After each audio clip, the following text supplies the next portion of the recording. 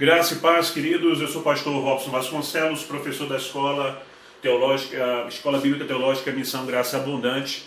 E hoje nós vamos estar com o nosso a segunda parte da nossa matéria sobre introdução à liderança cristã. Então,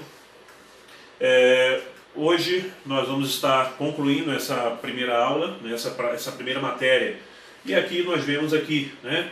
Qualquer um pode pilotar o barco, queridos, mas só um líder, ele sabe traçar o percurso, né? As pessoas precisam de líderes capazes, completamente capazes de navegar de uma forma eficiente. Os navegadores, eles vislumbram, né? E eles vislumbram a viagem com antecedência. O líder é aquele que vê mais do que os outros, mais do que os seus liderados. Então, que vê mais longe do que outros, que vê antes dos outros. Então, queridos, nós vamos falar aqui sobre 8 princípios de liderança evangélica, tá? Primeiro princípio: nada se faz sem consultar a Deus. Um razoável período de oração deve proceder cada decisão. E nós temos esse exemplo na Bíblia. O nosso Senhor Jesus Cristo, ele antes de escolher os seus 12, ele passou ali, né, um momento no monte de oração, toda madrugada, e ele, só pela manhã então, escolheu os seus 12. E mesmo assim, quando você vai fazer uma análise de cada personalidade, de cada temperamento de um dos 12, você vai ver que foram, em boa parte, 12 problemáticos. E o mestre orou, né? Então nada se faz sem oração. Outra coisa, nada se faz que não seja do interesse ou do bem geral do grupo, da igreja, do ministério, né, que compõe os seus obreiros. Esse é o segundo princípio. Terceiro princípio: nada se faz sem aceitação do grupo, né? A unanimidade nas decisões é o ideal. Mais de 10% do grupo contrário a qualquer decisão deve fazer com que o assunto fique sobre a mesa para reestudo e mais oração. Lógico que isso depende também, é relativo à sua denominação. Porque tem denominação que a ordem parte de cima para baixo, vem do bispo, vem do arcebispo, né? Vem ali do apóstolo. Então é um comando e a depender da sua denominação deve ser obedecido. Mas nas denominações onde há uma assembleia e etc e tal, é um princípio sim a ser observado. Outra coisa: nada se faz sem consultar pessoas que já tiveram o mesmo problema ou pessoas mais experimentadas. O conselho é o seguinte: o líder, ele precisa ter um líder sobre ele. Tá? Um pastor, ele precisa ter um pastor sobre ele para orientar, de preferência com mais experiência de estrada, né? Porque a Bíblia diz que onde há multidão de conselhos, aí encontra-se a sabedoria. Outra coisa, o quinto princípio: nada se faz sem ouvir opiniões contrárias, quando há. Nada se faz sem estudar as várias soluções oferecidas, e nada se faz sem estudar as vantagens e desvantagens. Então há vantagens, desvantagens, e tudo precisa ser analisado de uma forma coesa, né, de uma forma séria e com bastante oração. O sexto ponto é: nada se faz sem ter pelo menos 3 orçamentos em se tratando de serviços entregues a terceiros. Eu costumo dizer que cautela e canja de galinha demais nunca faz mal. Então, dinheiro, principalmente trabalhar botar com dinheiro de igreja, né? É um dinheiro santo, é um dinheiro consagrado, né? E nós precisamos ter o máximo de cuidado para preservar a nossa integridade, nosso caráter, de disse-me-disse, de fofocas que tem por aí, tá? Então procure fazer orçamento, sempre ter a nota fiscal, e isso nós vamos tratar melhor na disciplina administração eclesiástica. Sétimo ponto: nada se faz sem avaliar as possibilidades econômicas e financeiras. Então a vovó dizia, né, coloque o chapéu onde o braço alcança. Esse negócio de fazer por fé, vou fazer por fé, por fazer por fé, uma fé irresponsável, que igrejas, pastores e líderes estão levando fama de caloteiro aí, porque compra e não tem condições de pagar. Então faça as coisas vendo as suas possibilidades econômicas. E nada se faz sem organizar um esquema de execução. Então, procure fazer tudo de forma ordenada, séria, né? Faça de uma forma responsável, queridos. Seja um líder responsável, seja um líder que honre o nome do Senhor e o seu nome aqui na terra também. Outra coisa, 5 pilares do serviço cristão. Deus, quando chama, tem um trabalho para lhe dar. No reino de Deus não há banco de reserva, mas saiba esperar. Tem muitos líderes natos, sentados em banco de igreja, de uma certa forma ou de outra, até sendo menosprezados, mas espere o momento de Deus.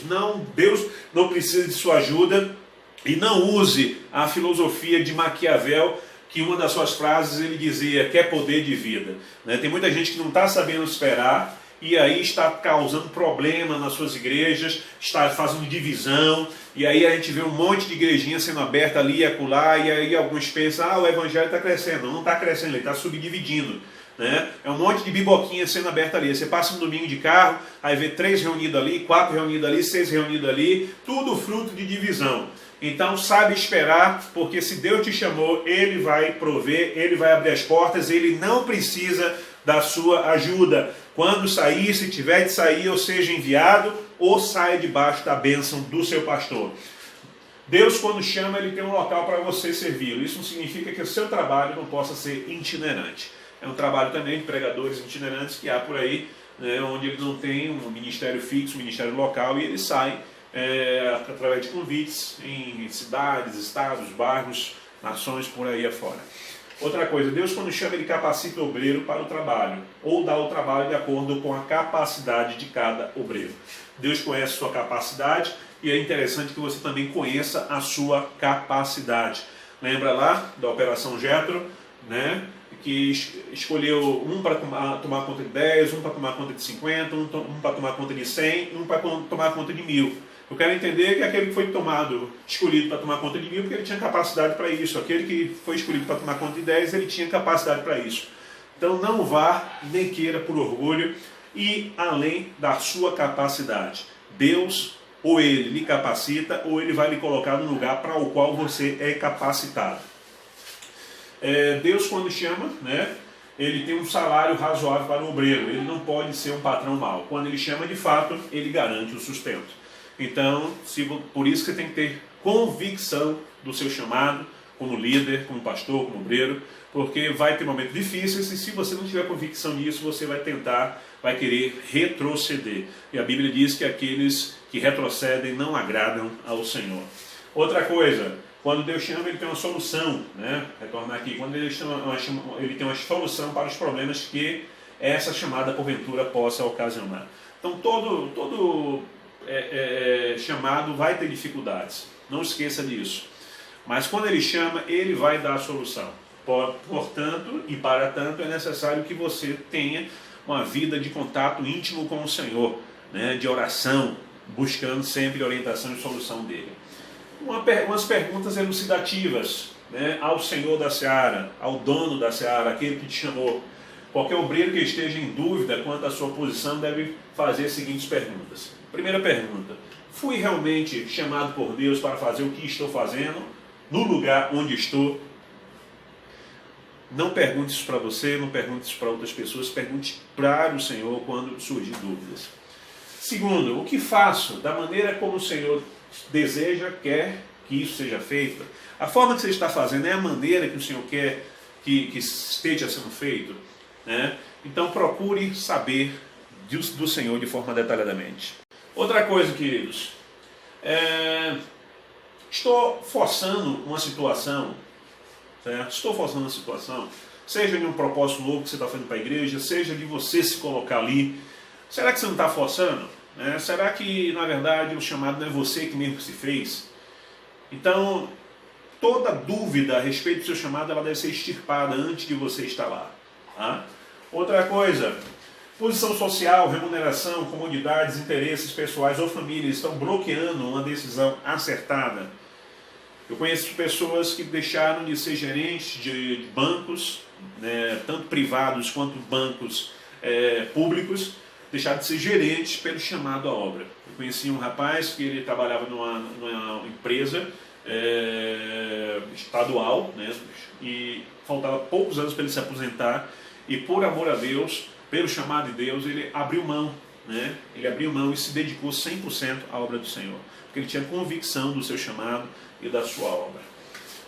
E diz aqui, estará na hora de pensar em mudança de campo ou de atividade, né?